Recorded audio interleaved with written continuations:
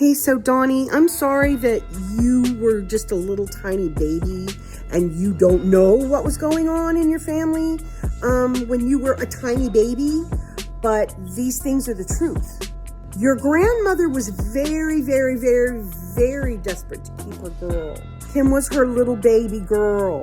That's why she was desperate to have Kim in her life all her life, and all Kim ever did was defy her.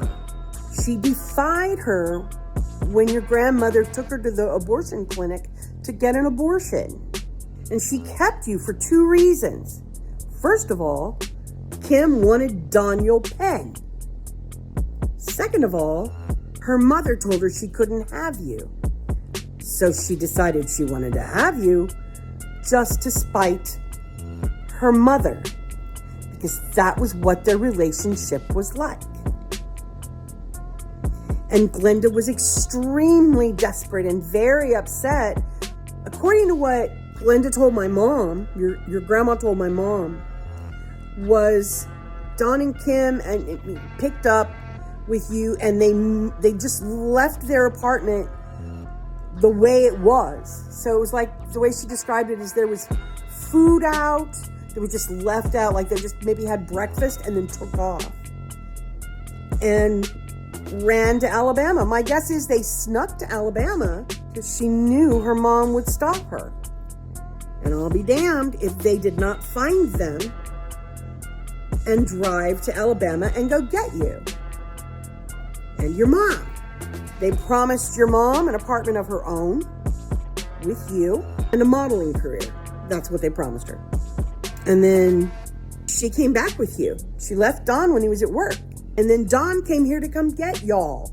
Because honestly, I think your mom loved him. I think they loved each other. Because trust me, she wouldn't have gone with Don to Alabama. Kim did whatever the fuck Kim wanted to do, and you know that. That's your mom. You know what Kim wants, Kim gets. And she wanted him, and I think she was really in love with him. And Don came to get you guys, and your grandfather did threaten him at gunpoint. They were actually kind of proud of it. They kind of bragged about it. It was a pretty big deal.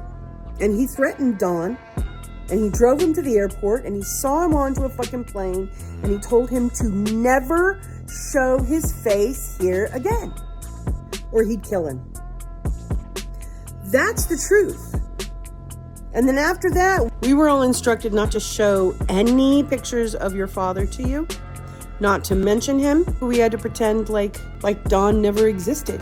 They didn't want you to know who your father was. So I guess that way, like, okay, when Kim met Michael, you became Donnie Danielson. She just slid whatever guy into the father position, because that's how things worked in this family. And at that time, we were all very close-knit. Very close-knit. See, that's the thing, is you really don't know a whole lot about things that happened before you were born. We went everywhere together. Vacations, like fucking 3-car caravan. Driving to California. Driving to Las Vegas. Driving to go see our relatives in Iowa. That was our life. Even though your mom and I fought like cats and dogs, we were still extremely close. She and I still had very deep talks.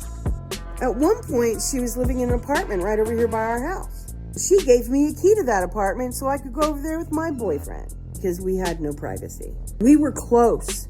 We fought, but we were close. She copied me like crazy, but we were close. There was a bond there. But when she did what she did to you boys, she broke it.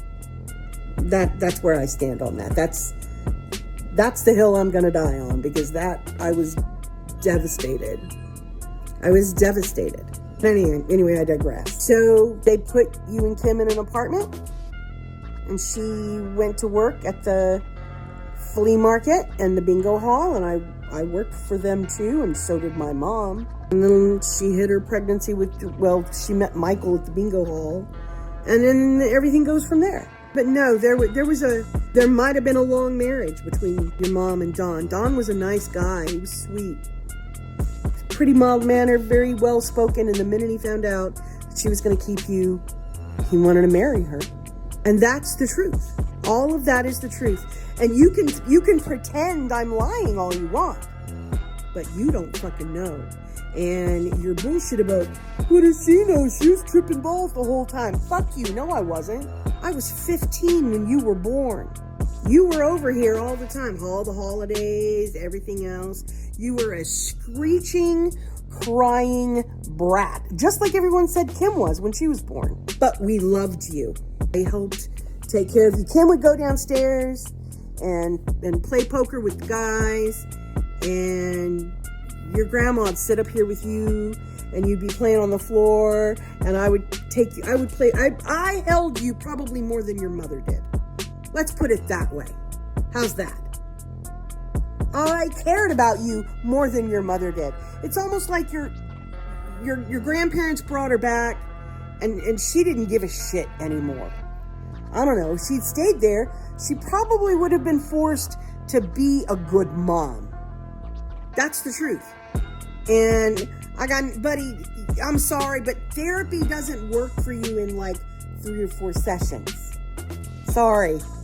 That's not how you're talking to somebody whose mom was in therapy for years, who was in therapy herself, whose ex-husband went to therapy, who I went to couples therapy with.